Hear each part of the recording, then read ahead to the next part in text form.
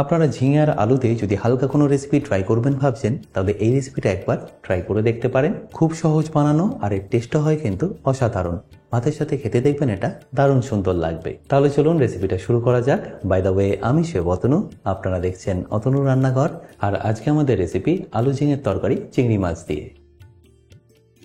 তাহলে রেসিপিটা বানানোর জন্য আমি এখানে একটা ফ্রাইং প্যান নিয়ে নিয়েছি আর তার মধ্যে একটা মশলা বানিয়ে নেব। আর মশলাটা বানাতে এখানে আপনাদের লাগছে বড় চামচের হাফ চা চামচ গোটা ধনে, তার সাথে হাফ চা চামচ মৌরি, 1 চামচ সাদা তিল, তারপর যাবে 1.5 চা চামচ মতো পোস্ত, একটা শুকনো লঙ্কা আর সবশেষে সামান্য একটু নুন। ব্যাস, তারপর ফ্লেমটাকে লো রেখে এটাকে আপনাদের ভালো করে একবার ভেজে নিতে হবে।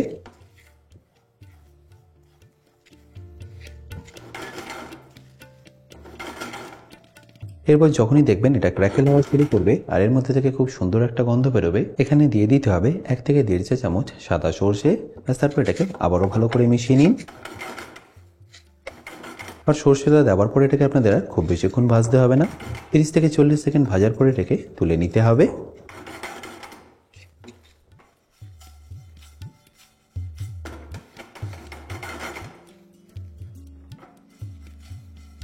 তুলে নেওয়ার পরে এটাকে সঙ্গে সঙ্গে পেস্ট করবেন না, প্রথমে এইভাবে একটা প্লেটের মধ্যে রেখে ভালো করে ঠান্ডা করে নিন। আর একবার ঠান্ডা হয়ে গেলে অল্প জল দিয়ে এটাকে ভালো করে একটা স্মুথ পেস্ট তৈরি করে নিন। আচ্ছা, এবার আমি একটা কড়াই নিয়ে গ্যাসটাকে অন করে নিচ্ছি। আর চিংড়ি মাছগুলো ভাজার জন্য আমি এখানে নিয়ে নেব অল্প একটু সর্ষের তেল। খুব বেশি তেল এখানে লাগছে না, 3 থেকে 4 চা চামচ দিয়ে দিলেই হবে। আর তেলটা যতক্ষণ গরম হচ্ছে ততক্ষণ আমি এখানে চিংড়ি মাছটাকে ম্যারিনেট করে নেবো। আর এটাকে আপনাদের ম্যারিনেট করে নিতে হবে অল্প একটু হলুদ গুঁড়ো আর নুন দিয়ে। আমি এখানে টোটাল 400 গ্রাম চিংড়ি মাছ নিয়েছি। আপনারা যদি এর থেকে একটু বড় সাইজের চিংড়ি মাছ নিতে চান তাহলে সেটাও নিয়ে নিতে পারেন। তো দেখতেই পাচ্ছেন আমার এটাকে কিন্তু ভালো করে মেশানো হয়ে গেল। এবার আমি ডাইরেক্টলি এটাকে ফ্রাই করে নেবো। আর ফ্রাই করার জন্য এই তেলটাকে কিন্তু আপনাদের খুব ভালো করে গরম হতে হবে। আর তারপর চিংড়ি মাছটাকে দিয়ে আপনাদের ঠিক কুক করে নিতে হবে 30 থেকে 35 সেকেন্ড মতো। ঘড়ি ধরে 30 থেকে 35 সেকেন্ড এটাকে আপনারা কুক করে নেবেন।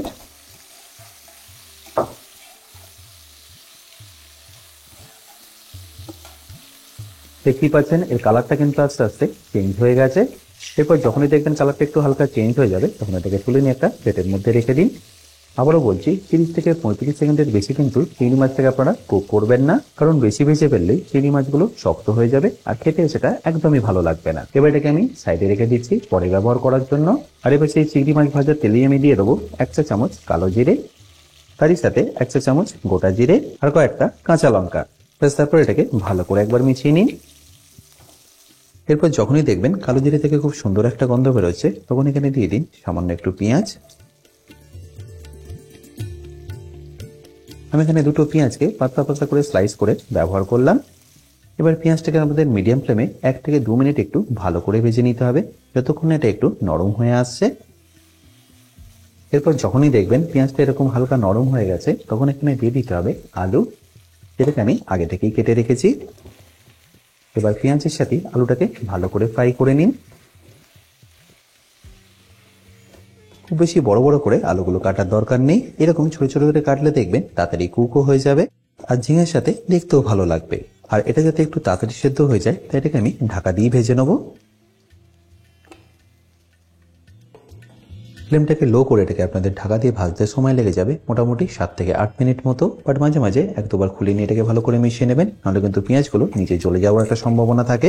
আচ্ছা, এখানে বলে রাখি, আপনারা যারা এখনো আমার অতনু রান্নাঘরের অ্যাডভান্স কুকিং কোর্সটা নেননি, তারা নিয়ে নিতে পারেন আমার নিজস্ব ওয়েবসাইট www.otonurannakar.com থেকে। এই কোর্সটা মেনলি রেস্টুরেন্ট স্টাইল খাবারের ওপর। রেস্টুরেন্টে কি গ্রেভি বা কি সস বানিয়ে রাখে, যার জন্য আপনাদের 10 থেকে 15 মিনিটের মধ্যেই এই খাবারটা পরিবেশন করতে পারে, সেই সবকিছু আমি শিখেছি অ্যাডভান্স কুকিং কোর্সে। এই কোর্সের লিঙ্ক আমি যদিও ডিসক্রিপশন বক্সে দিয়ে রেখেছি, তাও বলে রাখি, কিন্তু যদি আপনাদের কোনো রকম অসুবিধা হয় আমার সাথে এই হেল্পলাইনে যোগাযোগ করতে পারেন। এবার দেখুন আমি আপনাদের 7 থেকে 8 মিনিট পরে ঢাকনাটাকে খুলে দেখাচ্ছি। আলুটা কিন্তু এই স্টেজে প্রায় 50 to 60% মতো কুক হয়ে গেছে। দেখুন আমি আপনাদের একটাকে ভেঙেও দেখাচ্ছি, দেখতেই পাচ্ছেন বেশ ভালোভাবেই কুক হয়ে গেছে।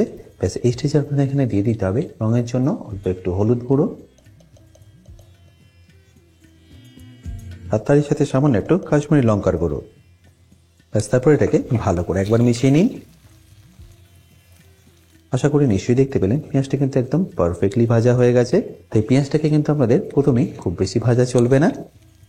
আর মশলাগুলো একবার ভালো করে মেশানো হয়ে গেলে আমি এখানে দিয়ে দেবো ঝিঙে। আমি এখানে দেখুন 5টা মিডিয়াম সাইজের ঝিঙেকে এইভাবে ডুমো ডুমো করে কেটে নিয়েছি। ব্যাস এবার এটাকে আমি ডাইরেক্টলি দিয়ে দেবো আলুর মধ্যে।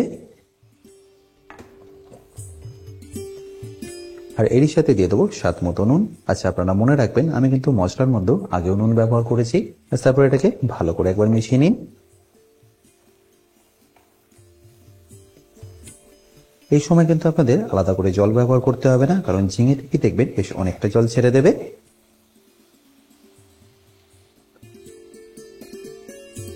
আর এই ঝিঙেটা থেকে যাতে তাড়াতাড়ি জল ছেড়ে দেয় সেই জন্য এটাকে আমি ঢাকা দিয়ে কুক করে নেব।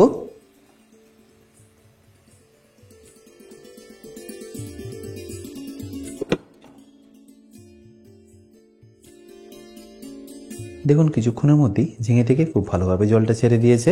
আশা করি নিশ্চয়ই দেখতে পাচ্ছেন। ব্যাস এবার এই স্টেজে আপনাদের দিয়ে দিতে হবে যে পেস্টটা বানিয়েছিলাম সেটা। আর মিক্সিটা ধুয়ে জলটা আমি এখানে দিয়ে দেবো। তারপর ফ্লেমটাকে মিডিয়াম করে ভালো করে এটাকে একবার মিশিয়ে নিন।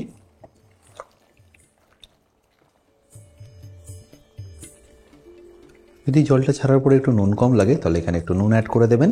তারপর এটাকে ভালো করে আবারও মিশিয়ে নিন। আর ভালো করে মেশানো হয়ে গেলে দিয়ে দিন এখানে চিংড়ি মাছগুলো।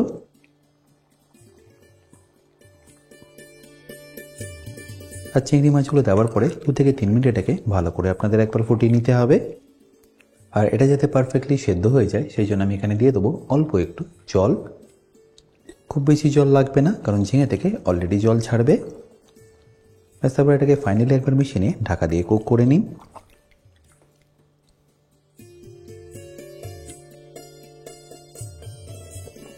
আচ্ছা, এখানে বলে রাখি আপনারা যারা অতনু রান্নাঘরে ইউটেন্সিলগুলো কিনে নিতে চাইছেন, লিঙ্ক আমি ডেসক্রিপশনে দিয়ে রাখছি। অ্যামাজন থেকে সেগুলো আপনারা ইজিলি কিনে নিতে পারবেন। 2 থেকে 3 মিনিট আমি এটাকে ভালো করে ফুটিয়ে নিয়েছি। আর এই সময় দেখুন গ্রেভির ঝোলটা খুবই পাতলা আছে, তাই এটাকে ঘন করার জন্য আমি এখানে দিয়ে দেবো অল্প একটু ময়দার স্লারি। জাস্ট কিছুই নয়, ময়দাটাকে একটু হালকা জলের মধ্যে গুলে নিয়ে এইভাবে দিয়ে দিলেই হবে। আপনারা ময়দার জায়গায় কিন্তু গোবিন্দভোগ চালেরও স্লারি এখানে দিতে পারেন, সেক্ষেত্রে দেখবেন এর গন্ধটা আরও ভালো আসবে। ব্যাস এবার ফাইনালি এটাকে মিশিয়ে নিয়ে গরম গরম পরিবেশন করুন ভাতের সাথে। আশা করি সিম্পল রেসিপিটা আপনাদের নিশ্চয়ই ভালো লেগেছে। আর যদি ভালো লেগে থাকে অতি অবশ্যই কিন্তু আমাকে কমেন্টে জানাতে ভুলবেন না।